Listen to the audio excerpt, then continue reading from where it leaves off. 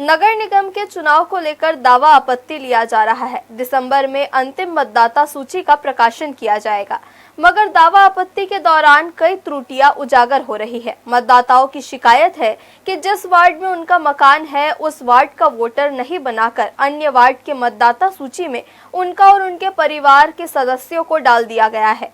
ऐसे में अपने वार्ड में वोटिंग से वंचित होना होगा। इससे वार्ड पार्षदों की भी फजीहत हो रही है। पार्षदों को हर रोज इसमें सुधार कराना पड़ रहा है। नगर निगम के चुनाव की तैयारी चल रही है। इस बीच मतदाता सूची में कई त्रुटियां सामने आ रही हैं। वर्तमान में दावा आपत्ति लिया जा रहा है, इसी में गड़बड़ी उजागर हो रही है। दावा आपत्ति के माध्यम से जानकारी मिल रही है कि मृत, अनुपस्थित, स्थानांतरित और 2 से ज्यादा जगह पर एक ही नाम दर्ज होने के कई मामले हैं। रायगढ़ नगर निगम के लगभग सभी वार्डों में ऐसी समस्या आ रही है। इसे लेकर अपने वार्ड के मतदाता सूची से वंचित लोग आपत्ति जता रहे हैं। कहा जा रहा है कि अगर इसमें सुधार नहीं किया जाता है तो दूसरे वार्ड में वोटिंग नहीं करेंगे। मतदाता सूची में मिली त्रुटियों की शिकायत के बाद कई मामलों के बाद वार्ड पार्षदों की परेशानी बढ़ गई है। चूंकि अभी मतदाता सूची में नाम जोड़ने या हटाने के लिए शिविर बंद हो चुके हैं, प्रशासन अब मतदाता सूची के अंतिम प्रकाशन की जद्दोजहद में जुटा है। ऐसे में इसकी खामियों को दूर करने में अधिकारियों के पसीने छूट रहे हैं। आगामी चुनाव के मद्देनजर मतदाताओं के नाम वाली मतदाता सूची का अंतिम प्रकाशन दिसंबर में होना है। इसी आधार पर नए पुराने मतदाता शहर और वार्डों के जनप्रतिनिधियों का चुनाव करेंगे। निश्चित रूप से अगर हम परिसीमन की बात करें और कि विधानसभा और लोकसभा की जो वोटर लिस्ट को स्थानीय निर्वाचन के लिए वार्डों में जब विभक्त किया जाना था, उनको कार्य को अगर पूरी जिम्मेदारी के साथ अगर करते तो वो समस्या सामने नहीं आती।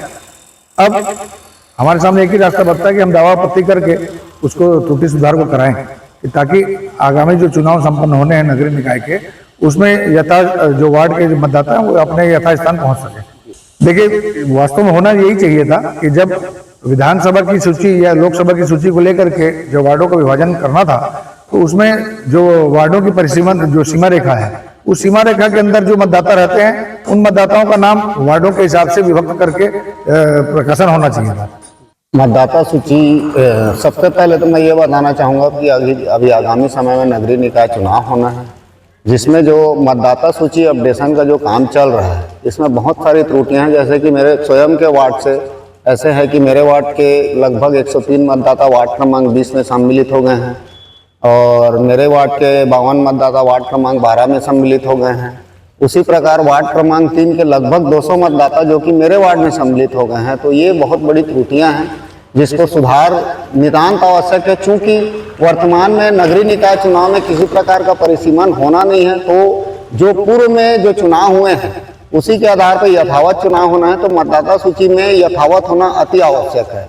वर्तमान में जो सूचियां जारी की गई हैं वो यथावत नहीं है। इसमें कई सारे वार्डों में बहुत सारी त्रुटियां हैं, बहुत सारे मतदाता इधर से उधर हो गए हैं। इसमें सुधार किया जाना बहुत ही आवश्यक।